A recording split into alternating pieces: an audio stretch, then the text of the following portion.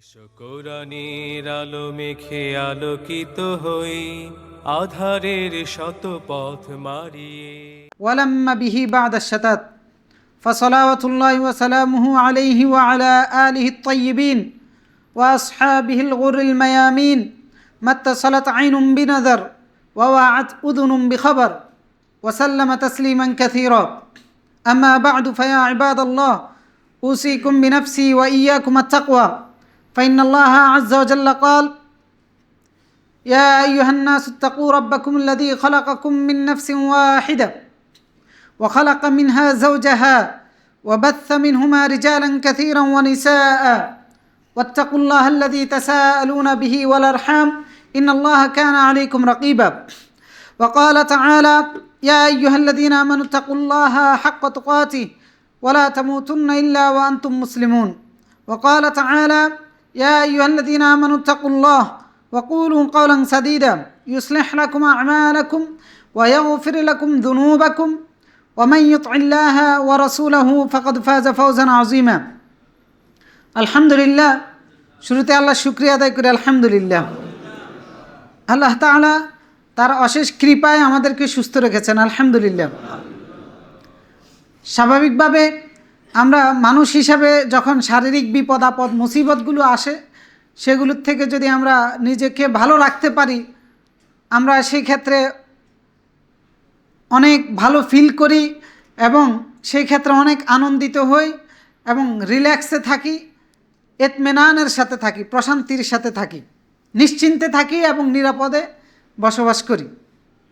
তো সবসময় সব ধরনের যন্ত্রণা থেকে মুক্তি পাওয়া, সব ধরনের কষ্ট থেকে বেঁচে থাকতে পারা কল্যাণকর নয়।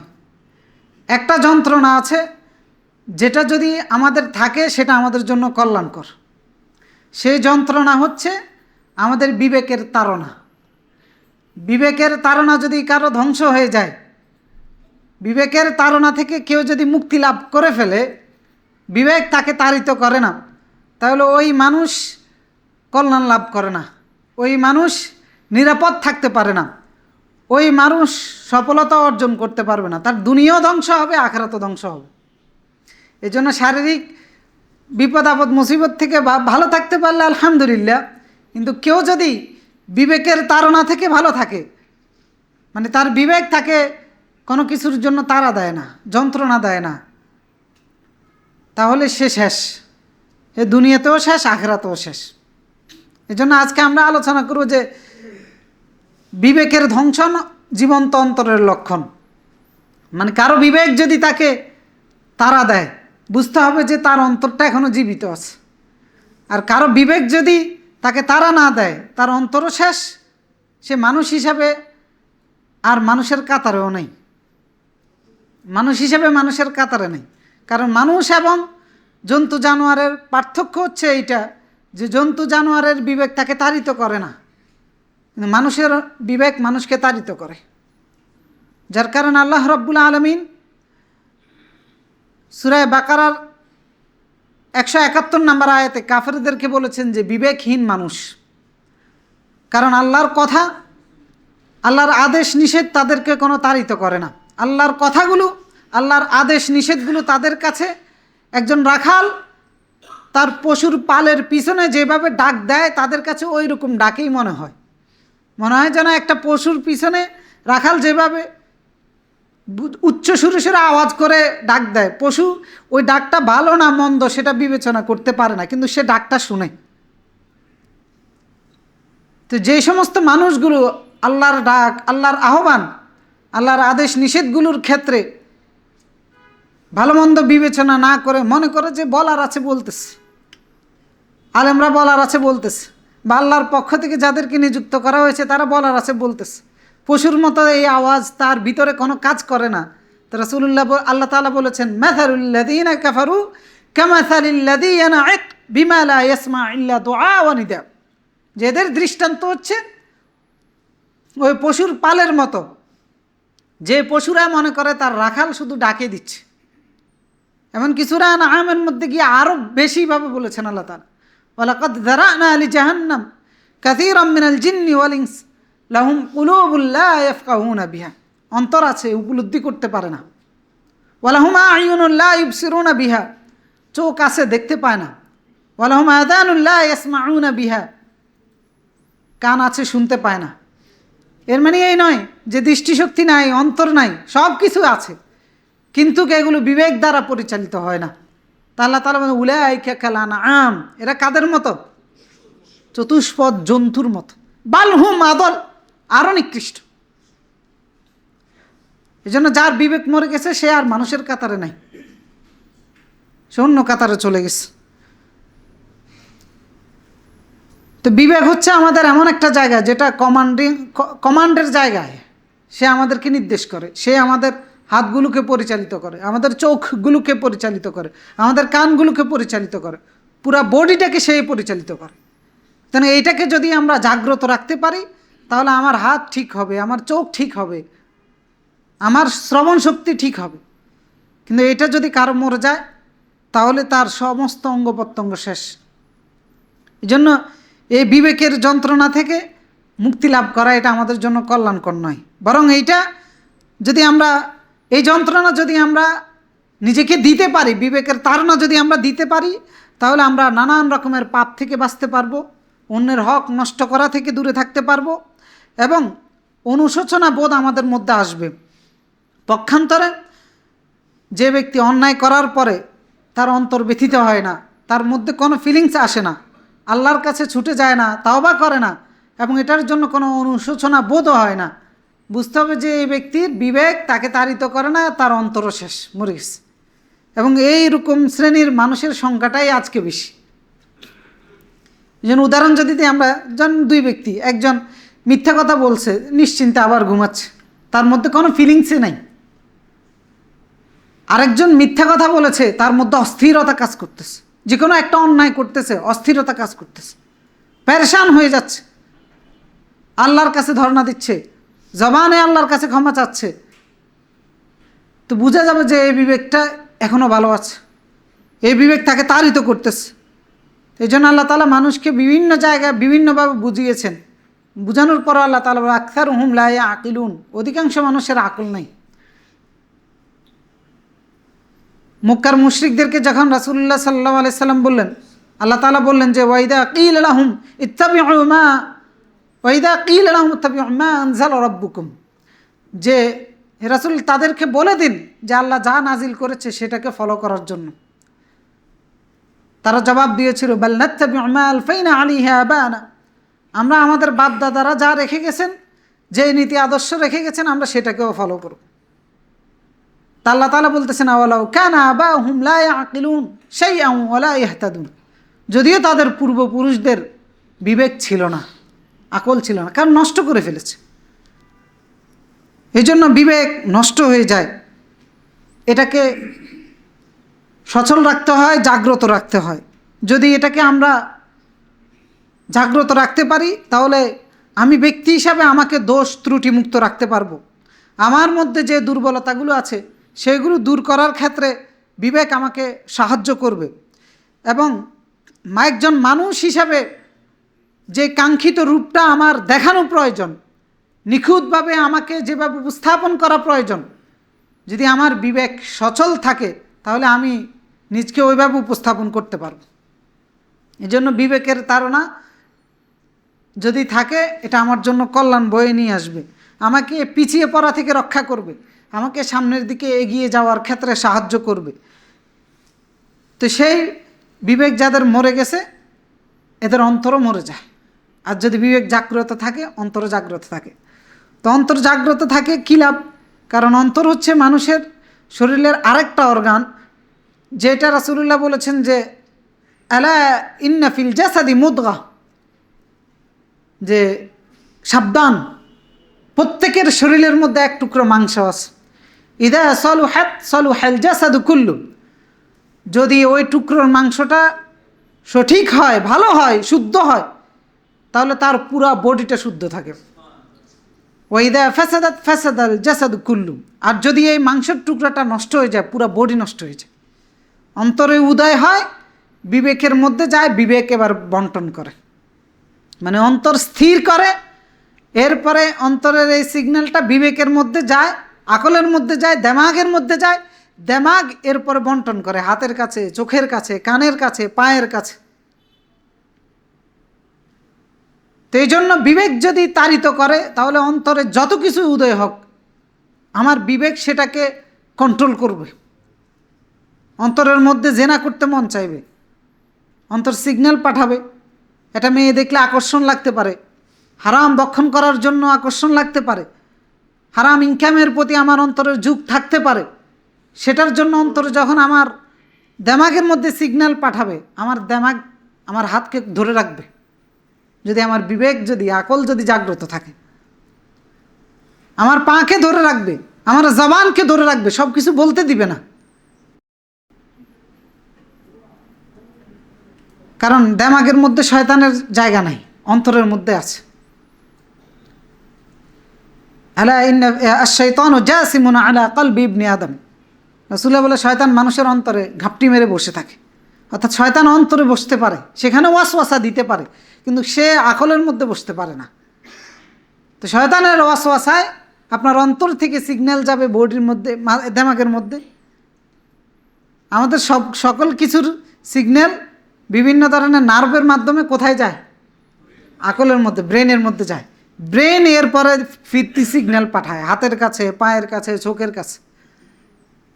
তো সুতরাং অন্তরের মধ্যে থেকেও নার্ভের মাধ্যমে সিগন্যাল যাবে খারাপ কাজ করার জন্য। কিন্তু বিবেক যদি ঠিক থাকে তাহলে আপনার বিবেকেই আপনার হাতকে কন্ট্রোল করে ফেলবে, যে কোনো কিছু আপনি করতে পারবেন না। এই জন্য বিবেকটাকে জাগ্রত রাখা। আর এই জন্য রাসূলুল্লাহ বলেছেন যে অন্তরটাও অনেক গুরুত্বপূর্ণ, অন্তরটাকেও জীবিত রাখা, অন্তরটাকে মেরে না ফেলা। কারণ এইটা ঠিক থাকলে পুরো বডি ঠিক থাকবে, আর এটা নষ্ট হলে পুরো বডি নষ্ট হয়ে যাবে। এই জন্য আমরা বলেছি যে বিবেকের ধ্বংসন জীবন্ত অন্তরের লক্ষণ। মানে একজনের মানুষের বিবেক দ্বারা তাড়িত হয়, বুঝতে হবে যে তার অন্তরটা এখনও জীবিত আছে।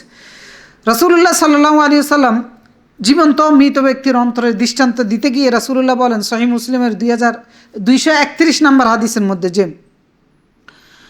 তুরিদুল ফিতান আলাল কুলুব আরদাল হাসির উদান উদান, যে চাটাই বুননের মতো করে ফিতনা এমনভাবে মানুষের অন্তরে আসতে থাকবে। চাটাই যেভাবে বুনন করে ফিতনা এইভাবে মানুষের অন্তরে আসতে থাকবে। ফাইয়ু কলবিন উশরিবহা নুকিতাত ফি নুকতাতান সাউদা, যে অন্তর সেই ফিতনাকে গ্রহণ করবে ওই অন্তরের মধ্যে একটা কালো দাগ পড়ে যাবে। অর্থাৎ ফিতনা আমার সামনে আসবে, কিন্তু কারণ হচ্ছে আল্লাহ রাব্বুল আলামিন আমাকে কলবুন সালিম, আকলুন সালিম দিয়ে দুনিয়াতে পাঠিয়েছেন। অর্থাৎ স্বচ্ছ অন্তর এবং স্বচ্ছ বিবেক দিয়ে দুনিয়াতে পাঠিয়েছেন। এটা একদম পরিষ্কার সাদা। যখনই আপনি ফিতনার মুখোমুখি হচ্ছেন, ফিতনা মানে হচ্ছে যে কোনো পাপাচার, যে কোনো ধরনের আদেশ নিষেধ অমান্য করা আল্লাহর, ওইটাই যখনই মুখোমুখি হচ্ছেন, ফিতনার মুখোমুখি, যে অন্তর সে ফিতনাটাকে গ্রহণ করে, রাসূলুল্লাহ বলতেছেন যে সে তার অন্তরের মধ্যে কলবুন সালিমের মধ্যে একটা দাগ ফেলে দিল, কালো দাগ। কারণ আল্লাহ তাআলা সূরা আশ-শামসের মধ্যে বলেছেন ফালহামাহা ফুজুরাহা ওয়া তাকওয়াহা। আল্লাহ তাআলা সৃষ্টিগতভাবে মানুষকে ভালো মন্দ বুঝার মতো যোগ্যতা দিয়ে পাঠিয়ে দিয়েছেন। তো এই জন্য একজন মানুষ যখন তার বিবেকের তাড়না বাদ দিয়ে একটা মন্দ কিছু পেলে গ্রহণ করে, রাসূলুল্লাহ বলতেছেন যে তার অন্তরের মধ্যে কালো একটা দাগ পড়ে যায়। হাত্তা ইয়াসিরুল কলবু আবিয়াদু মিসলা সফা ওয়া আই কলবিন আনকারাহা নুকিতাত ফিহি নুকতাতান বাইদা। আর যে অন্তর ফিতনার মুখোমুখি হলে ওই ফিতনা থেকে দূরে থাকে, ওই ফিতনাকে প্রত্যাখ্যান করে, রাসূলুল্লাহ বলতেছেন যে হাত্তা ইয়াসিরুল কলবু আবিয়াদ মিসলা সফা, ওই অন্তরটা স্বচ্ছ পাথরের মতো হয়ে যায়, মানে সাদা যেরকম ছিল আরও সাদা হয়ে যায়। লা তাদুররু ফিতনাতান মা দামাতিস সামাওয়াত ওয়াল আরদ, আসমান এবং জমিন যতদিন টিকে থাকবে কোনো ফিতনাই ওই ব্যক্তির কোনো ক্ষতি করতে পারবে না। মানে কোনো পাপাচারই তাকে আর ধরবে না। সে ফিতনার মুখোমুখি হলে, কোনো পাপাচারের মুখোমুখি হলে সেটার মধ্যে যদি না যায়। ওয়ালা খারাসওয়াদ মুরাব্বাদান কালকুজি মুজাখিয়ান, আর যে অন্তর ফিতনার মধ্যে পতিত হয়ে যায়, রাসূলুল্লাহ উদাহরণ দিচ্ছেন যে সেটা হচ্ছে যে উল্টানো সাদা মিশ্রিত কালো কলসির নাই, লা ইয়ারিফুহু মা'রুফান, যেটা ভালো মন্দ কোনো কিছু বুঝে না, ওয়ালা ইয়ানকিরু মুনকারান, কোনো মন্দ কাজ আসলে সেটাকে প্রত্যাখ্যানও করে না, ইল্লা মা উশরিবা মিনহু হাওয়া, তার মন যেভাবে চায় সে ওইভাবেই চলে, যেটা খাইতে মন চায়, যেটা করতে মন চায় ওইগুলোই করে। এটা হচ্ছে বিবেকহীন মানুষ এবং যার অন্তর মরে গেছে ওই রকম ব্যক্তি। কিন্তু আল্লাহ রাব্বুল আলামিন বলতেছেন যে আল্লাহ তাআলা যাকে হেদায়েত দিয়েছেন তার অন্তর জীবিত। আওয়ামান কানা মাইতান ফাহইনাহু, আল্লাহর পক্ষ থেকে হেদায়েত আসার আগে আল্লাহ তাআলা বলতেছেন যে এরা সবাই মৃত ছিল, ফাহইনাহু, আমি আবার জীবিত করেছি। অর্থাৎ ঈমান, তাকওয়া এবং আল্লাহর পক্ষ থেকে আসা গাইডলাইন একটা মরা জীবনকে জীবন্ত করেছে, একটা মরা অন্তরকে জীবন্ত করেছে, একটা মরা বিবেককে জাগ্রত করেছে। সুতরাং আল্লাহর আদেশ এবং নিষেধগুলো সাথে সব সময় থাকা, যদি না থাকা হয় তাহলে আমার বিবেকও মরে যাবে, আমার অন্তরও মরে যাবে। এই জন্য আল্লাহ তাআলা আমরা যেটাকে নফসে লাওয়ামা বলি, নফস তিন প্রকার, একটা হচ্ছে আম্মারা, একটা হচ্ছে লাওয়ামা, আর একটা হচ্ছে মুতমাইন্না। তো নফসে লাওয়ামা হচ্ছে যে ব্যক্তি কোনো পাপাচার করলে তার মধ্যে অনুশোচনা বোধ হয়, নিজেই নিজকে ধিক্কার দেয়, এটারও প্রশংসা করা হয়েছে। তো এই নফসে লাওয়ামার শপথ আল্লাহ রাব্বুল আলামিন করেছেন। আল্লাহ তাআলা বলছেন ওয়ালা উকসিমু বিন নফসিল লাওয়ামা, যে সূরা কিয়ামার মধ্যে, যে আত্মা, কসম ওই আত্মার যে আত্মা নিজে নিজকে ভৎসনা করে, মানে কোনো পাপাচার করলেই নিজের মধ্যে অনুশোচনা বোধ হয়, নিজের মধ্যে আফসুস হয়। ইবনে কাসির রাহিমাহুল্লাহ বলতেছেন যে হিয়াল্লাতি তালুমু সাহিবুহা আলা তাকসির ফি তাআতিল্লাহ, যে আল্লাহর আনুগত্যের ক্ষেত্রে কোনো ধরনের ত্রুটি বিচ্যুতি হলে যে নফস নিজে নিজকে ধিক্কার দেয়, এটা হচ্ছে নফস আম্মারা অর্থাৎ লাওয়ামা। অর্থাৎ সুতরাং যার নফসে লাওয়ামা ধ্বংস হয়ে গেছে সে শেষ, তার দুনিয়াও শেষ, আখেরাতও শেষ, সে মানুষের কাতারে থাকে না, সে জন্তু জানোয়ারের কাতারে হয়ে যায়। তো এই জন্য আমরা মুমিন হিসাবে, মুমিনের যে প্রধান বৈশিষ্ট্য সেটা হচ্ছে যে একজন মুমিন গুনাহ হয়ে গেলে তার বিবেক তাকে শান্তিতে থাকতে দিবে না। গুনার পরে একজন মুমিনের অন্তরের মধ্যে অস্থিরতা তৈরি হবে, একজন মুমিনের অন্তরের মধ্যে তার কলিজার ভিতরে অনুশোচনা বোধ হবে এবং সে ওটার থেকে বাঁচার জন্য পেরেশান হয়ে যাবে। যেন রাসূলুল্লাহ সাল্লাল্লাহু আলাইহি ওয়াসাল্লাম তিনি মুমিনের দৃষ্টান্ত দিয়েছেন সহিহ মুসলিমের 2553 নম্বর হাদিস, যে আল বিররু হুসনুল খলক, যে পুণ্য হচ্ছে উত্তম চরিত্রের কাজগুলোই পুণ্য, এগুলো পুণ্য বয়ে নিয়ে আসে। ওয়াল ইসমু মা হাকা ফি সাদরিক, আর গুনাহ হলো যেটা করার কারণে তোমার অন্তরের মধ্যে খচখচ করে, মানে অন্তরের মধ্যে পেরেশানি তৈরি হয়ে যায়, অস্থিরতা তৈরি হয়ে যায়, এটার নামই হচ্ছে গুনাহ। হ্যাঁ, যার অন্তরের মধ্যে এই অস্থিরতা হয় না, তার মানে সে গুনাহ কি পাপ কি এটা বুঝেও না, সে শেষ, নষ্ট হয়ে গেছে। ওয়াকারিহতা আন ইয়াত্তালিআ আলাইহিন নাস, এবং পাপ হচ্ছে ওইটা যেটা তুমি মানুষের কাছে প্রকাশ হওয়াটা অপছন্দ করো। এখন তো মানুষের পাপের ক্ষেত্রে এত নরমালাইজ হয়ে গেছে যে প্রকাশ হওয়া অপছন্দ তো দূরে থাক, পারিবারিকভাবে কে কী পরিমাণে পাপ করে এগুলো নিয়ে আলোচনা করে। মানে একজন আরেকজনকে জিজ্ঞেস করে তোমার ছেলে বন্ধু কই, তোমার মেয়ে বন্ধু কই, তোমার কয়জন বান্ধবী আছে, তোমার কয়জন ছেলে আছে। বিভিন্ন নাটক সিনেমাগুলো তৈরি হচ্ছে যেগুলোতে একদম প্রকাশ্যে মানে কে কী পরিমাণ পাপের জগতে ডুবে আছে সেটা নিয়ে, মানে গর্বের সাথে কে কী পরিমাণে থাকতে পেরেছে ওটা নিয়ে আলোচনা হয়, কে কী পরিমাণে অন্যায় করতে পারতেছে সেগুলো নিয়ে আলোচনা হয়, কে কী পরিমাণে আরেকজনকে ধোঁকা দিতে পারতেছে, অনিয়ম করতে পারতেছে, মিথ্যা ধোঁকা প্রতারণার আশ্রয় নিতে পারতেছে, এইগুলো নিয়েই আলোচনা হয়। অথচ কোনো অনুভূতি আমাদের মধ্যে নাই যে প্রত্যেকটা পাপের বিনিময় আল্লাহর কাছ থেকে নিতে হবে, প্রত্যেকটা পাপের ক্ষেত্রে আল্লাহ তাআলা জাহান্নামের হুঁশিয়ারি উচ্চারণ করেছে, কিন্তু অনুভূতিই নাই আমাদের, অনুভূতি পুরা হারিয়ে গেছে। তো তার মানে হচ্ছে আমাদের বিবেক ধ্বংস হয়ে গেছে, আমাদের বিবেক তাড়িত করে না। তো এই জন্য রাসূলুল্লাহ বলতেছেন যে পাপ হচ্ছে, বুঝার উপায় হচ্ছে এটা, যেটা করলে অন্তরের মধ্যে অস্থিরতা তৈরি হয়। বুঝার উপায় হচ্ছে এটা, যেটা মানুষের মধ্যে প্রকাশিত হবে এটা সে অপছন্দ করে। কিন্তু আমরা জানি আমাদের ক্ষেত্রে হচ্ছে উল্টা, নামাজ ছেড়ে, যেমন মনে করেন নামাজ ছেড়ে দিচ্ছেন, কোনো অনুভূতি নেই, বরঞ্চ আরও গর্ব করে বলে যে জুমার নামাজটা তো পড়ি। মানে পুরা সপ্তাহে যে এক ওয়াক্ত নামাজে সে পড়ে নাই, এটার কারণে যে আল্লাহ তাআলা তাকে জাহান্নামে দিবে এবং তার কোনো ন্যাক আমলে যে কবুল হচ্ছে না, এটার কারণে তার যে পুরো এক সপ্তাহে যে সে কুফরি করে আসছে, আর আজকে জুমার নামাজ পড়ে সে মনে করতেছে যে যথেষ্ট হয়ে গেছে, মানে অনুভূতিটাই নাই। এভাবে প্রত্যেকটা ফরজ ওয়াজিবের ক্ষেত্রে ছেড়ে দিচ্ছি, কোনো অনুভূতি নেই। নিজের ছেলে মেয়েকে বেপরদাহীনভাবে ছেড়ে দিছে, কোনো অনুভূতি নেই, মানে এটাকে পাপই মনে করে না। সুদ খাচ্ছে, ঘুষ খাচ্ছে, দুর্নীতি করতেছে, চাকরি করতে গিয়ে দেখা যাচ্ছে যে সুদ ঘুষ সবগুলোই করে যাচ্ছে, দায়িত্ব অবহেলা করে যাচ্ছে। এগুলো প্রত্যেকটা কাজের জন্যই জাহান্নামের হুঁশিয়ারি দেওয়া আছে, যে কোনো ধরনের। আরেকজনের সম্পদ দখল করতেছেন, আরেকজনের মান সম্মান ইজ্জতে আঘাত করতেছেন, আরেকজনকে গালিগালাজ করতেছেন, তোহমত দিতেছেন, অপবাদ দিতেছি, মিথ্যা বলতেছি, প্রত্যেকটা পরিণতি জাহান্নাম বিভিন্ন হাদিসের মধ্যে। কিন্তু আমাদের মধ্যে কোনো অনুভূতি নেই, আমরা এগুলোকে পাপে মনে করি না, একবারে হর হামেশা নর্মালভাবে করে যাচ্ছি, কোনো চেতনাই আমাদের মধ্যে নাই। তো তাহলে কি আমাদের বিবেক জাগ্রত আছে? আমাদের বিবেক কি আমাদেরকে তাড়িত করে? করে না।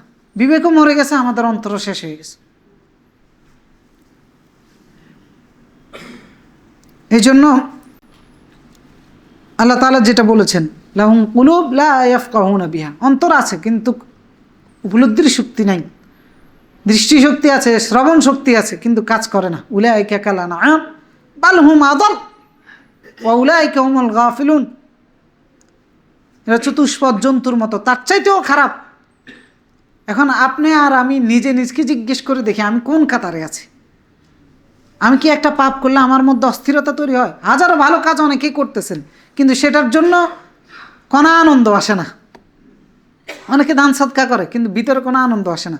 অনেকে একটা ইসলামিক প্রোগ্রামে আসে, যেমন অনেকে আজকে জুমার দিন খুতবার আগে চলে এসেছেন, হয়তো বা লোকের ভয়ে অথবা কারো আগে, কিন্তু এটার জন্য যে একটা আগে আসতে পেরেছি, এটার জন্য যে একটা আনন্দ ফিল করবেন, ফিল হয় না। অথবা দেরি করে এসেছি, এটার জন্য যে একটা অনুশোচনা বোধ হবে, হয় না। রাসূলুল্লাহ সাল্লাল্লাহু আলাইহি সাল্লাম বলেছেন যে ইদা সাররাতকা হাসানাতুক ওয়া সাআতকা সাইয়্যাতুক ফা'লাম আনতা মুমিন, ঈমানদার তুমি, এটার লক্ষণ হচ্ছে ভালো কাজ করলে তোমার ভিতরে আনন্দ আসে, আর মন্দ হলে তোমার মধ্যে আফসোস আসে, খারাপ লাগে তোমার মধ্যে, এটা হচ্ছে ঈমানের লক্ষণ। এখন আপনি আর আমি নিজেই নিজকে পরীক্ষা করে দেখি ঈমান কি আছে কি না। হাজারো ভালো কাজ করি, হয়তো সমাজের ভয়ে, লোকের ভয়ে, সামাজিকতা রক্ষা করার জন্য, কিন্তু নিজের ঈমানের তারায়, ঈমানের তাগিদে যে কাজটা করলে আমি আনন্দ পাই, আল্লাহ, কারণ আল্লাহর আদেশ, রাসূলের আদেশ, এই কাজ করা থেকে বিরত। অনেক মানুষ আছে ধন সম্পদ দান করে, কিন্তু তার মধ্যে এটার জন্য কোনো আনন্দ ফিল হয় না, বরং দেখা গেছে যে আল্লাহর অবাধ্যতার কাজে ধন সম্পদ ব্যয় করে, খরচ করে সেখানে আনন্দ পায়। কনসার্টের জন্য এই দিবস সেই দিবস পালন করতে গিয়ে নিজের পকেটের টাকা খরচ করে না, করে, কিন্তু সেখানে আনন্দ পায়।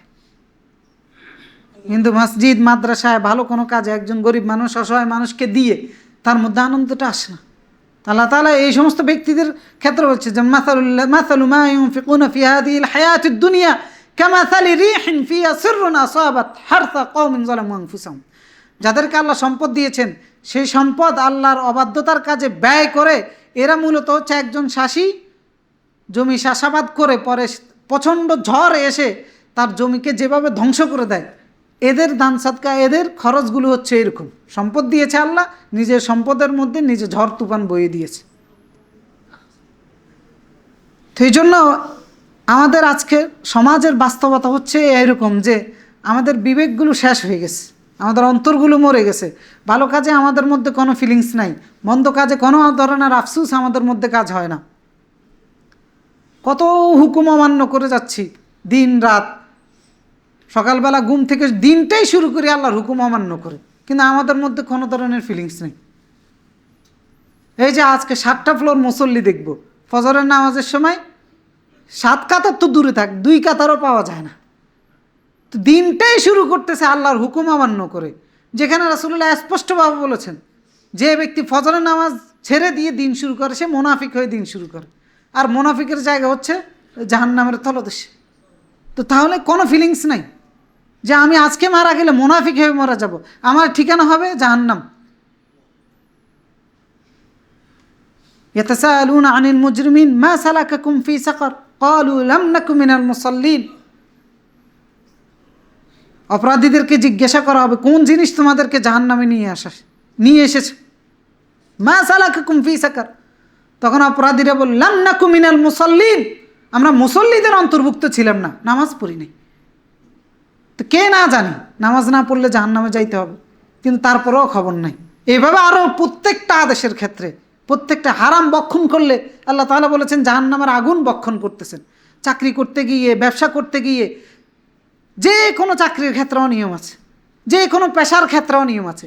তো যত কিছু আমি অনিয়মের মাধ্যমে উপার্জন করতেছি, সেটা চাকরি হোক অথবা ব্যবসা হোক অথবা কি কয় মিথ্যা ধোঁকা প্রতারণার মাধ্যমে হোক, যেটার মাধ্যমে হোক, আমি হারাম উপার্জন যখন করতেছি, আমি কি জান্নাতের খাবার উপার্জন করতেছি নাকি জাহান্নামের আগুন বক্ষণ করতেছি? তো এটা জানি নাকি, কিন্তু তারপরেও কেন আমার বিবেক আমাকে তাড়া দেয় না? কারণ বিবেক শেষ, আমি নষ্ট করে ফেলেছি। আল্লাহ তাআলা আমাকে যে স্বচ্ছ বিবেক দিয়ে পাঠিয়েছেন সেটাকে আমি ধ্বংস করে ফেলেছি। এজন্য বিবেকের তাড়নায় মুমিন এবং পাপিষ্ঠ ব্যক্তির অবস্থান ভিন্ন। সহিহ বুখারীর 6308 নম্বর হাদিস, আব্দুল্লাহ ইবনে মাসউদ রাদিয়াল্লাহু তাআলা বলতেছেন যে মুমিনের বিবেক জাগ্রত থাকে, মুমিনের বিবেক মুমিনকে পাহারা দিয়ে রাখে। মুমিন তার বিবেকের তাড়নায় ছোট হোক বড় হোক যে কোনো অপরাধকে তার মাথার উপরে পাহাড় থাকলে যেভাবে আতঙ্কের মধ্যে থাকে, ওই রকম মুমিন আতঙ্কের মধ্যে থাকে।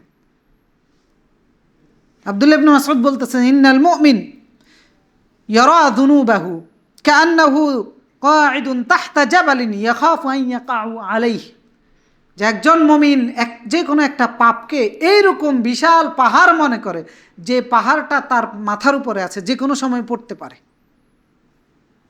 অর্থাৎ অদৃশ্য একটা লাগাম একজন মুমিনকে টেনে ধরে রাখে। ওয়াইন্নাল ফাজির ইয়ারা যুনুবাহু, আর পাপিষ্ঠ ব্যক্তি সে তার পাপগুলোকে মনে করে যে কাযুবাব, মশা মাছির মতো। ওয়াকাউ আলা আনফি, নাকের উপরে পড়েছে, বাস সরিয়ে ফেলেছে, এরকম হালকা মনে করে। যারা আমরা পাপ করি তাদের অবস্থান হচ্ছে এরকম, যে আমরা বড় বড় পাপগুলোকে মশার মতো মনে করতেছি, মানে টোকা দিচ্ছি চলে যাচ্ছে, হাত দিয়ে তাড়িয়ে দিচ্ছি চলে যাচ্ছে, আমার কিছু হবে না। বিষয়টা কি এরকম? আল্লাহ আমাকে ধরবে না? ধরবে। এই জন্য ইহুদি মুশরিকরা যখন পাপ করত, রাসূল যখন তাদেরকে দাওয়াত দিত, আল্লাহ তাআলা আশ্চর্য হয়ে বলতেছেন ফামা আসবারাহুম আলান নার, যে জেনে শুনে তারা জাহান্নামে যাবে, কতই না ধৈর্য তাদের জাহান্নামের আগুনে জ্বলার জন্য। তা আমরাও তো জানি এই পাপ করলে আমরা জাহান্নামে যাব, আমরাও তো জানি সুদ খাইলে, ঘুষ খাইলে, মানুষের হক নষ্ট করলে, মিথ্যা বললে, ধোঁকা দিলে, প্রতারণা দিলে পরিণাম হচ্ছে জাহান্নাম। তো জেনে শুনে জাহান্নামে যাওয়ার জন্য আমি প্রস্তুত, মানে জাহান্নামের আগুনে জ্বলার জন্য কতই না ধৈর্য আমার। বি'সা মা ইয়া'মুরুকুম বিহি ঈমানুকুম ইন কুনতুম মুমিনিন, আল্লাহ তাআলা বলতেছেন যে মানে কত নিকৃষ্ট ঈমান তোমাদের, যে ঈমান তোমাদেরকে পাপ করার জন্য নির্দেশ দিতে পারে। আমরা নিজকে ঈমানদার দাবি করি, আবার পাপ করার দুঃসাহসও আমরা দেখাই। তো কত নিকৃষ্ট ঈমান আমাদের, কারণ হচ্ছে আমাদের বিবেক শেষ, আমাদের অন্তরগুলো মরে গিয়েছে। হাসানুল বসরি রাহিমাহুল্লাহ তিনি বলতে লা ইয়াজালুল মুমিন বিখাইরিন মা কানা লাহু ওয়া'যুন মিন নাফসিহি, মুমিন ততক্ষণ পর্যন্ত কল্যাণের মধ্যে থাকে যতক্ষণ মুমিন নিজেই নিজেকে উপদেশ দেয়। কারণ আমরা উপদেশ আরেকজনের থেকে নেওয়ার প্রয়োজন নাই, আমরা সবাই বুঝি। কিছু আমরা দুনিয়াতে এসে শিখেছি, আবার কিছু আল্লাহ তাআলা আমাদেরকে সৃষ্টিগতভাবে বুঝ দিয়েছেন। সুতরাং সেই বুঝের আলোকায় আপনি আপনাকে কোশ্চেন করেন, আমি আমাকে কোশ্চেন করি যে আমার বিবেকটা কি ঠিক আছে, আমি যে কোনো কিছু করলে আমার বিবেকের মানদণ্ডে সেটা কি বিচার বিশ্লেষণ করতে পারি। আমি কি আমাকে জিজ্ঞেস করি যে আজকে যা করেছি কোনটা ঠিক ছিল কোনটা ব্যাঠিক ছিল। কিন্তু আল্লাহ তাআলা তো আমাকে স্বচ্ছ বিবেক দিয়ে পাঠিয়েছেন, আল্লাহ তাআলা তো আমাকে সুন্দর একটা অন্তর দিয়ে পাঠিয়েছেন, আমি কি সেটাকে নষ্ট করে দিয়েছি? আল্লাহ তাআলা সূরা মুতাফফিফিনের মধ্যে বলেছেন কাল্লা বাল রানা আলা কুলুবিহিম মা কানু ইয়াকসিবুন, কখনো নয়, বরং তারা যা অর্জন করেছে, অর্থাৎ যে পাপাচার তারা করেছে, ওই পাপাচারের কারণে তাদের অন্তরের মধ্যে মরিচা পড়ে গেছে। আমাদের অন্তরগুলোর মধ্যে মরিচা পড়ে গেছে, কারণ পাপাচার। আমরা অনায়াসে আল্লাহ রাব্বুল আলামিনের হুকুম অমান্য করি। হাসানুল বসরি রাহিমাহুল্লাহ বলতেছেন, ওয়াযামব আলা যামব হাত্তা ইয়ামি আল কলব ফায়ামুত, যে গুনাহের উপরে গুনাহ করা, এটার কারণে অন্তর ঢেকে যায়, অতঃপর অন্তর মরে যায়। মানে গুনাহ করে কোনো অনুশোচনা বোধ নাই, আল্লাহর কাছে যায় না, পাপকে পাপ মনে করে না, তাওবা করি না, আমরা ইস্তেগফার করি না, এবং ভবিষ্যতে করব না, এটার জন্য কোনো প্রতিজ্ঞাও থাকে না আমাদের। মানে অন্তরও মরে গেছে, বিবেকও ধ্বংস হয়ে গেছে। তো এই শ্রেণীর মানুষের সংখ্যাটাই আমাদের মধ্যে বেশি। তো এই সমস্ত মানুষের অন্তর মরে যাওয়ার কারণে আমাদের অন্তরগুলোকে আল্লাহ তাআলা বলেছেন এগুলো পাথরের চেয়েও শক্ত হয়ে গেছে। মানে আল্লাহর আদেশ নিষেধ যে তার কলিজার ভিতরে আঘাত করবে, তার কলিজা এত শক্ত হয়ে গেছে যে আল্লাহর আদেশ নিষেধ দেখলে পাথর ফেটে সেখান থেকে পানি বের হয়। কিন্তু মানুষের অন্তর এত শক্ত হতে পারে যে আল্লাহর আদেশ নিষেধে ওই অন্তর গলেও না। সূরা বাকারার ৭৪ নম্বর আয়াতে আল্লাহ তাআলা বলেছেন, সুম্মা কাসাত কুলুবুকুম মিন বা'দি যালিকা ফাহিয়া কাল হিজারা, যে অন্তরগুলো এত কঠিন হয়ে গেছে যে যেন এটা পাথর। আও আশাদ্দু মিনাল হিজারা, অথবা পাথরের চাইতেও শক্ত। যারা পাপ করলে কোনো অনুশোচনা বোধ হয় না, এদের অন্তর পাথরের চাইতেও শক্ত। যাদের বিবেক তাদেরকে আঘাত করে না, এদের অন্তর পাথরের চাইতেও শক্ত, অন্তরগুলো মরে গিয়েছে। একজন মানুষ যে গুনাহ করে নিজকে নিরাপদ মনে করে, অন্যের জমি দখল করে নিজকে নিরাপদ মনে করে, আরেকজনকে ঠকিয়ে মিথ্যার মাধ্যমে, ধোকার মাধ্যমে, প্রতারণার মাধ্যমে নিজকে নিরাপদ মনে করে, অথবা চাকরি করতে গিয়ে, ব্যবসা করতে গিয়ে অনিয়ম করে, লুণ্ঠন করে, নিজের স্বার্থের জন্য যে কোনো ধরনের পাপাচার করতে কোনো দ্বিধাবোধ করে না এবং নিজকে নিরাপদ মনে করে, আসলে কি সে নিরাপদ? বরং সে চূড়ান্ত, তার অজান্তেই চূড়ান্ত ধ্বংসের দিকে যাচ্ছে। এটা কীরকম? রেশম পোকার মতো। রেশম পোকা যে এরকম, সে সুতা বুনে তার চতুর্পাশে, আর মনে করে যে এই বুননটাই, এই কানুনটাই তাকে হেফাজত করবে, রক্ষা করবে।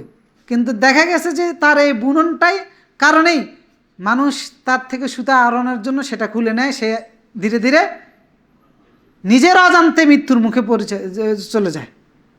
তো যে ব্যক্তি পাপ করে নিজেকে নিরাপদ মনে করে, সে ওই রেশম পোকার মতো, অথবা বড়শিতে আটকে পড়া মাছের মতো।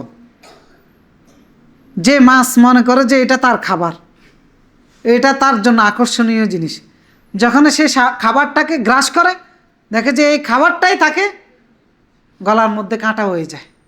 তো একজন মানুষ যে পাপাচার করে আর নিজকে মনে করে উঠতেছে, তার অবস্থা হচ্ছে এই বড়শিতে আটকে পড়া মাছের মধ্যে, সে ফাঁদের মধ্যে আছে। এই জন্য আল্লাহ রাব্বুল আলামিন মানুষকে ডাক দিয়ে বলেছেন, আফামিনু মাকরাল্লাহ, যে তোমরা কি আল্লাহর কৌশল থেকে, অর্থাৎ আল্লাহর শাস্তি থেকে নিজেদেরকে নিরাপদ মনে করেছো? ফালা ইয়ামানু মাকরাল্লাহ ইল্লাল কওমাল খাসিরুন, ক্ষতিগ্রস্তরা ছাড়া আর কেউ আল্লাহর কৌশল থেকে, আল্লাহর শাস্তি থেকে নিজেকে নিরাপদ মনে করতে পারে না। তা আমরা তো নিরাপদেই মনে করছি, আমরা তো পাপ করি, কখনো তো পিছন থেকে একবারও ভাবি না যে এটার কারণে আমার এই শাস্তি হইতে পারে। আল্লাহ তাআলা ছেড়ে দেন, আল্লাহ তাআলা ছাড় দেন, ছেড়ে দেন না। ওয়ালা ইয়াহসাবান্নাল্লাযীনা কাফারু আন্নামা নুমলি লাহুম খায়রুল লিআনফুসিহিম ইন্নামা নুমলি লাহুম লিয়াজদাদু ইসমা।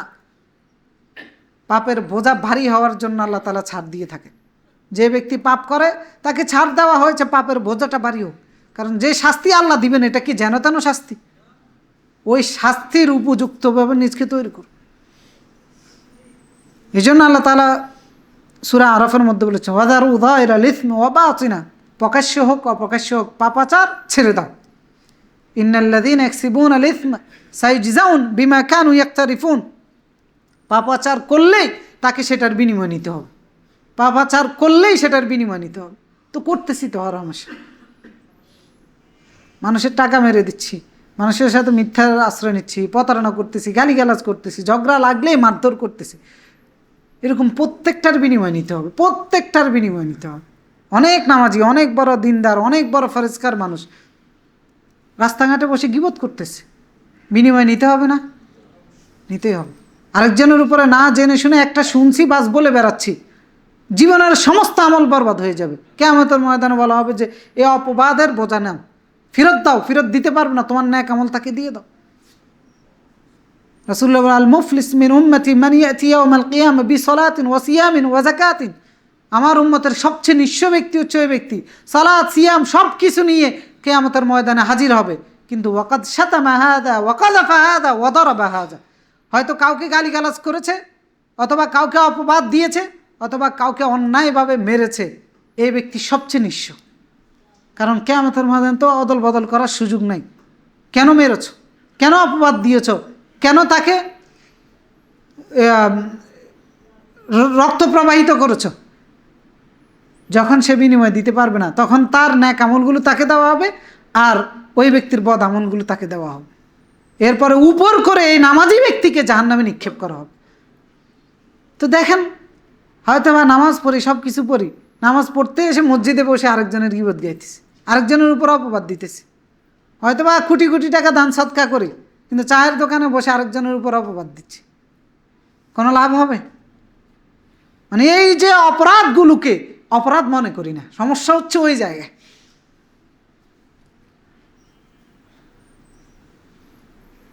আমাকে হয়তো অপমান করেছে, হয়তো বা আমাকে কিছু বলেছে, ঠাস করেই আমি তার উপর অপবাদ দিয়ে দিচ্ছি।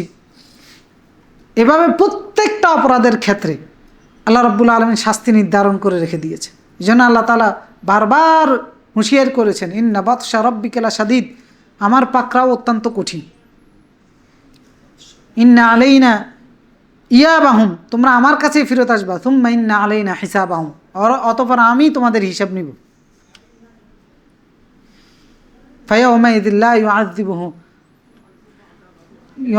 আযাবাহু আহাদ। আল্লাহ ওই দিন যেভাবে শাস্তি দিতে পারবে না, আর কেউ ওইরকম শাস্তি দিতে পারবে না।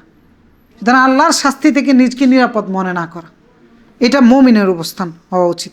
এই জন্য একজন মুমিনের প্রতিদিনের দৈনন্দিন হওয়া উচিত এরকম যে সে নিজে নিজকে জিজ্ঞাসা করা যে আজকে কি আমি কোনো গুনাহ করেছি, আজকে কি কারো হক আমি নষ্ট করেছি, আজকে কি আমার উপর ফরজ ওয়াজিব যেগুলো ছিল সেগুলো কি আমি আদায় করতে পেরেছি, আমার জবান থেকে কি আজকে আরেকজন ভাই নিরাপদ ছিল, আমার হাত থেকে কি আরেকজন ভাই নিরাপদ ছিল, আমি কি আজকে আল্লাহর কাছে ক্ষমা চেয়েছি।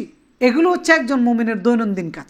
কিন্তু আমাদের এটা হয় না, কারণ আমাদের বিবেক মরে গেছে, আমাদের অন্তর শেষ হয়ে গেছে, কঠিন হয়ে গিয়েছে।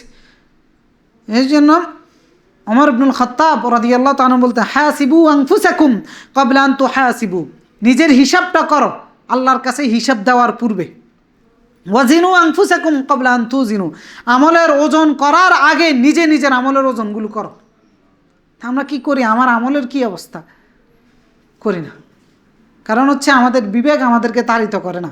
আমরা পরিবেশ পরিস্থিতির সাথে এমনভাবে নিজেদেরকে মিশিয়ে ফেলেছি যে আল্লাহ কি বলেছে, রাসূল কি বলেছে, এগুলোর কোনো তোয়াক্কাই করি না, আবার নিজকে নিজে ইমানদার দাবি করি।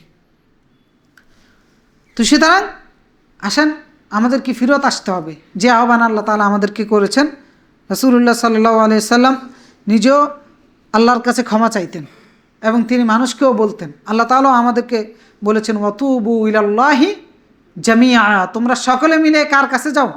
আল্লাহর কাছে যাও, মানে আল্লাহর কাছে ফিরত আসো। লাআল্লাকুম তুফলিহুন আইয়ুহাল মুমিনুন লাআল্লাকুম তুফলিহুন, হে ঈমানদার সমাজ, আল্লাহর কাছে তওবা করো, আশা করা যায় তোমরা সফল হতে পারবা। রাসূলুল্লাহ সাল্লাল্লাহু আলাইহি সাল্লাম একই কথা বলেছেন, আইয়ুহান নাস তুবু ইলাল্লাহ, হে মানুষ আল্লাহর কাছে ফিরত যাও, আল্লাহর কাছে তওবা করো, ওয়াস্তাগফিরু, তার কাছে ক্ষমা প্রার্থনা করো। ফাইন্নী আতুবু ফিল ইয়াউমি ইলাইহি মিয়াতা মাররা, আমি যার আগের পরের সমস্ত গুনাহ মাফ করে দেওয়া হয়েছে, আমি মুহাম্মদ নিজে আল্লাহর কাছে দৈনিক 100 বার তওবা করি। আপনার আর আমার গুনাহ কি আল্লাহ মাফ করে দিছে? সব মাফ করে দিছেনি। আর আপনি আর আমি একবারও করি না, একবারও ফিরত যাই না। সুতরাং বিবেকটাকে নষ্ট হতে দেওয়া যাবে না। বিবেকটাকে নষ্ট হতে দিলে আমি মানুষের কাতারে থাকবো না, জন্তু জানোয়ারের কাতারে হয়ে যাব। আর যে কোনো পাপ আমার কাছে তখন পাপ মনে হবে না, আর আমার অন্তর তখন কোরআনের আহ্বান আসবে, আল্লাহর আদেশ নিষেধ আসবে, আমার অন্তরে কোনো দাগ কাটবে না, কারণ আমার অন্তরে গুনাহ করতে করতে মরিচা পড়তে পড়তে অন্তর শেষ কালো হয়ে গেছে। সুতরাং উদ্ধারের উপায় কি? ফিরত যাওয়া আল্লাহর কাছে, তওবা করা, আল্লাহর কাছে ক্ষমা চাওয়া, আল্লাহর কাছে প্রার্থনা করা, আল্লাহর কাছে প্রতিনিয়ত দোয়া করা যে আল্লাহ তাআলা যেন অন্তরটাকে পরিষ্কার করে দেয়।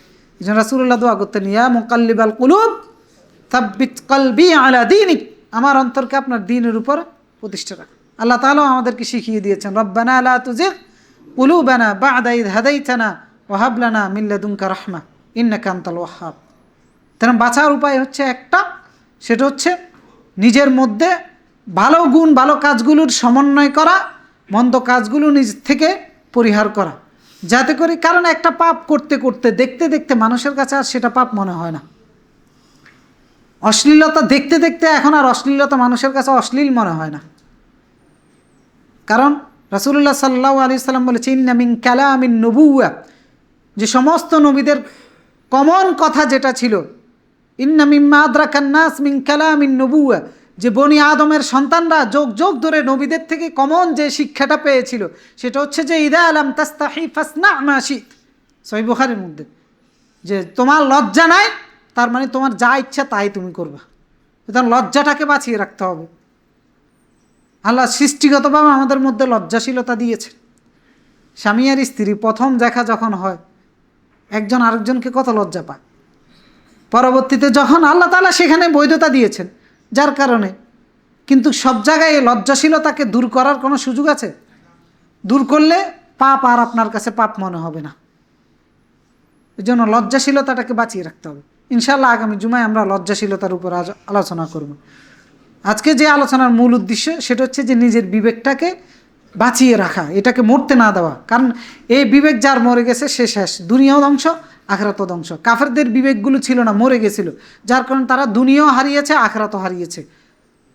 তো এই জন্য আল্লাহর কাছে তওবা করা, ইস্তেগফার করা, আল্লাহর কাছে গিয়ে ক্ষমা চাওয়া বিগত দিনের পাপগুলোর জন্য, এবং ভবিষ্যতে কোনো পাপ করব না, ছোট হোক বড় হোক, আল্লাহর কাছে কমিটমেন্ট করা, ওয়াদাবদ্ধ হওয়া যে আল্লাহ আপনার কোনো ফরজ ওয়াজিব আমি আর জীবনে ছেড়ে দিব না, কোনো ধরনের আদেশ নিষেধ আর আমি অমান্য করব না।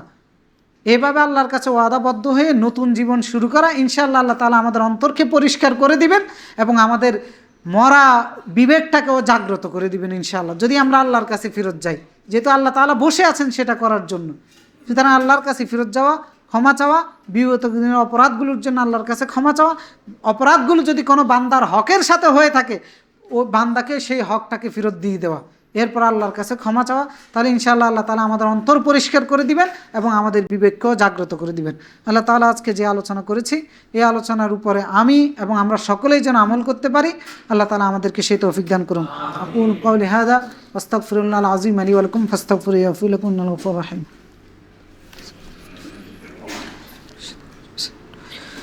আলহামদুলিল্লাহি আলা ইহসানিহি ওয়া শুকরু লাহু আলা তাওফীকিহি ওয়া ইমতিনানিহি ওয়া আশহাদু আল্লা ইলাহা ইল্লাল্লাহ ওয়াহদাহু লা শারীকা লাহু তা'যীমান লিশানিহি ওয়া আশহাদু আন্না মুহাম্মাদান আবদুহু ওয়া রাসূলুহু দাঈ ইলা রিদওয়ানি সাল্লাল্লাহু ওয়া সাল্লামা আলাইহি ওয়া আলা আলিহি ওয়া সাহবিহি ওয়া মান সারা আলা নাহজি ওয়াস্তান্না বিসুন্নতিহি ইলা ইয়াউমিদ্দিন। একটু মেহেরবানি করে দান বাক্সটা একটু চালিয়ে দেন। সম্মানিত মুসলিম কিরাম, আমরা আলোচনা করতেছিলাম যে সব ধরনের যন্ত্রণা থেকে মুক্তি লাভ করা এটা আমাদের জন্য ভালো, তবে বিবেকের যন্ত্রণা থেকে মুক্তি লাভ করা এটা আমাদের জন্য ভালো না। বিবেক যেন আমাদেরকে যন্ত্রণা দেয়, বিবেকটাকে আমাদেরকে বাঁচিয়ে রাখতে হবে।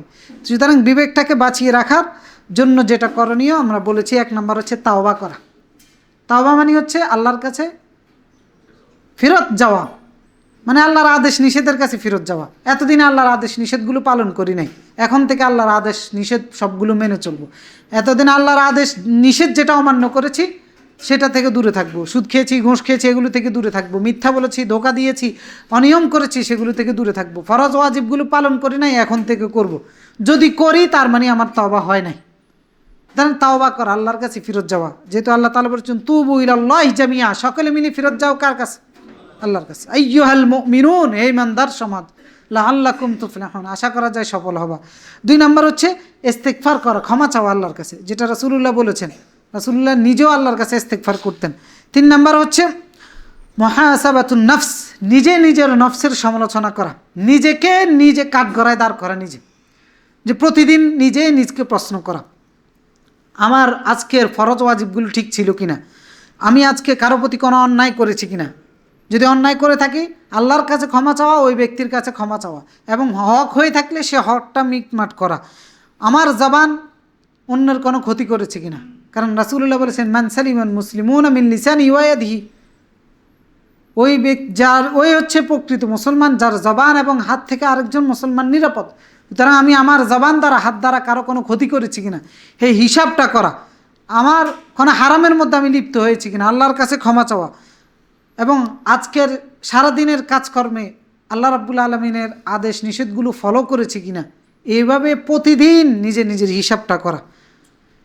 ইবনুল কাইয়িম রাহিমাহুল্লাহ বলেছেন হালাকুন নফস মিন ইহমালি মুহাসাবাতিহা, যে নিজের ধ্বংসের অন্যতম কারণ হচ্ছে যে নিজের হিসাব করে না, যে নিজের হিসাব করে না, অর্থাৎ নিজকে কাঠগড়ায় দাঁড় করায় না। কারণ কাঠগড়ায় দাঁড় করালে আপনার বিবেক আপনাকে নক করবে, বলবে যে এটা ঠিক হয় নাই, ওটা ঠিক হয় নাই, এই জন্য নিজেকে কাঠগড়ায় দাঁড় করানো। 3 নাম্বার হচ্ছে কোরআনের সাথে সম্পর্ক রাখা, কারণ কোরআন মানুষকে প্রাণবন্ত রাখে, মানুষকে তাজা রাখে, ইমানের উপরে রাখে, তাকওয়ার উপরে রাখে, আল্লাহর সাথে রাখে। ইন্না হাযাল কোরআন ইয়াহদি লিল্লাতী হিয়া আকওয়াম, আল্লাহ তাআলা বলেছেন নিশ্চয়ই কোরআন হচ্ছে সর্বোত্তম পাথেয় দিশা, মানুষকে সোজা রাস্তায় উপরে রাখার জন্য। এই জন্য কোরআন পড়া, বুঝা, আমল করা, কোরআন অনুযায়ী চলা, এইভাবে কোরআনের সাথে নিজকে রাখা। আল্লাহ তাআলা বলেছেন ওয়া মান কানা মাইতান ফাহইয়াইনাহু, যে মৃত ছিল আমি তাকে জীবিত করেছি। কিভাবে? ওয়া জাআলনা লাহু নূরান ইয়ামশি বিহি ফিন্নাস, আমার পক্ষ থেকে একটা নূর দিয়েছি, সেটা কোনটা? কোরআন। ওইটা নিয়ে সে মানুষের মধ্যে চলতেছে। রাসূলুল্লাহকে উদাহরণ হিসেবে তুলে ধরেছেন। এই কোরআনের আগে রাসূলুল্লাহ মৃত ছিলেন, এই কোরআন রাসূলুল্লাহকে এমনভাবে আলোকিত করেছে, জীবিত হয়ে মানুষের মধ্যে চলাচল করছে। তো সেই কোরআন আমাদের মধ্যে আছে, সুতরাং কোরআনের সাথে থাকা। 4 নাম্বার হচ্ছে সৎ মানুষের সাহচর্যে থাকা, কারণ মানুষ একটা যখন জন্তু জানোয়ারের সাথে থাকে সে জন্তু জানোয়ার হয়ে যায়।